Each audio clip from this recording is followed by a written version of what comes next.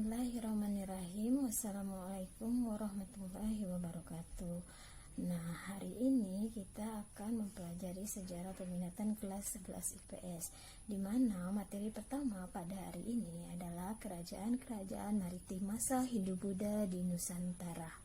Nah, sebelum masuk ke kerajaan-kerajaannya, Ibu akan menjelaskan dulu pengertian tentang budaya maritim. Nah, perlu diketahui pengertian dan budaya maritim berasal dari maritimus atau mari yang berarti laut.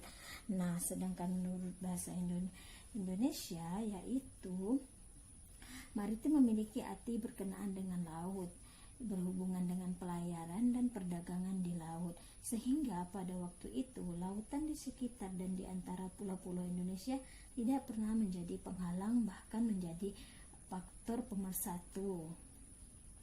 Nah, sekarang yang kedua kita masuk ke terbentuknya perdagangan internasional zaman kuno. Nah, Kepulauan Nusantara terletak dalam jalur perdagangan antara dua pusat perdagangan internasional zaman kuno, yaitu India dan Tiongkok. Nah, di mana Selat Malaka menjadi gerbang utama yang menghubungkan pedagang-pedagang Tiongkok dan India yang berlayar melalui bandar-bandar penting di sekitar wilayah tersebut, sehingga komoditas penting yang diperdagangkan ketika itu adalah rempah-rempah seperti kayu manis,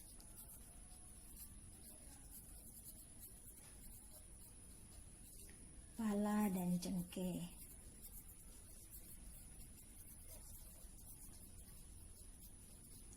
Nah, sekarang kita masuk ke teori yang ketiga, yaitu teori-teori masuknya agama dan kebudayaan Hindu-Buddha. Pertama, ada 3 pendapat menurut Seseber, yaitu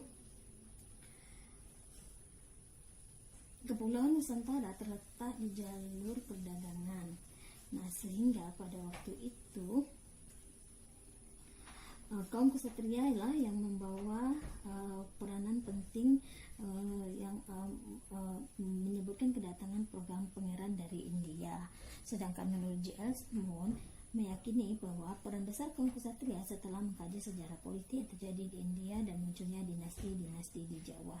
Adapun menurut Majunda, para prajurit India mendirikan koloni-koloni di Asia Tenggara termasuk Nusantara. Masuk ke kerajaan-kerajaan maritim Nusantara pada masa Hindu-Buddha. Pertama adalah Kerajaan Sriwijaya. Nah, Kerajaan Sriwijaya ini bercorak Buddha yang berdiri pada abad ke-7. Nah, arti dari kata Sriwijaya ini sendiri yaitu Si berarti cahaya atau gemilang, sedangkan Wijaya berarti kemenangan atau kejayaan. Maka nama Sriwijaya bermakna kemenangan yang gilang gemilang. Nah, lokasi kota Sriwijaya dipilih oleh Dapuntahi yang berada tepat tempat yang strategis, yaitu daerah sekitar pertemuan Sungai Musi dengan Keramasan dan Ogan. Nah, masyarakat Sriwijaya memang dikenal sebagai masyarakat yang dekat dengan kehidupan sungai dan laut. 2 adalah Kerajaan Mataram kuno. Kerajaan Mataram kuno berada di daerah di sekitar Magelang, Muntilan, Sleman, Yogyakarta. Nah, Kerajaan Mataram kuno ini berlangsung selama 156 tahun. Pada abad ke-10, kerajaan ini dipindahkan oleh Empu Sindo ke Jawa Timur, dan diyakini bahwa pemindahan Kerajaan Mataram ke Jawa Timur tersebut karena wilayah kerajaan hancur terkena bencana alam. Nah, kerajaan ketiga adalah Kerajaan Singosari. Nah, menurut keterangan dari Kakanwin, negara Kertagama adalah di sebelah timur Gunung Kawi. Nah, dengan ibu kotanya adalah Kutaraja. Nah, Kerajaan Singosari memiliki rentang waktu masa pemerintahan sekitar 70 tahun. Nah, sehingga berdirinya kerajaan ini diawali dengan sejumlah tragedi dan konflik internal. Kerajaan ini berkembang menjadi kerajaan yang bersifat ekspansif ketika diperintah oleh raja terakhir Singosari yang bernama Kartanegara. Nah, kerajaan yang keempat adalah Kerajaan Majapahit. Nah, Kerajaan Majapahit ini berpusat di sekitar daerah Trowulan,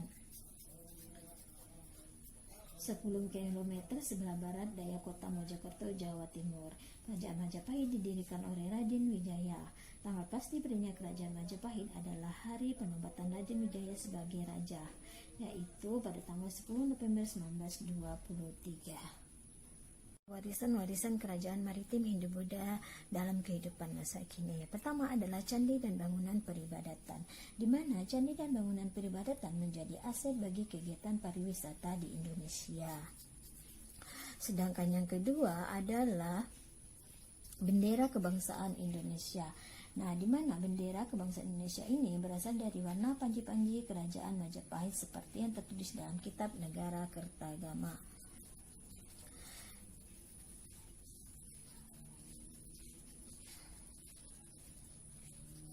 Yang ketiga adalah semboyan nasional tentang persatuan dan kesatuan bangsa, yaitu Bhinneka Tunggal Ika.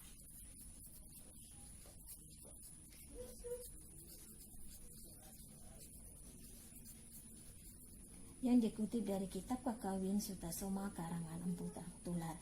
Nah, yang keempat adalah wilayah Majapahit. Nah, wilayah Majapahit pada waktu itu dijadikan acuan untuk menyebut batas politik negara Republik Indonesia.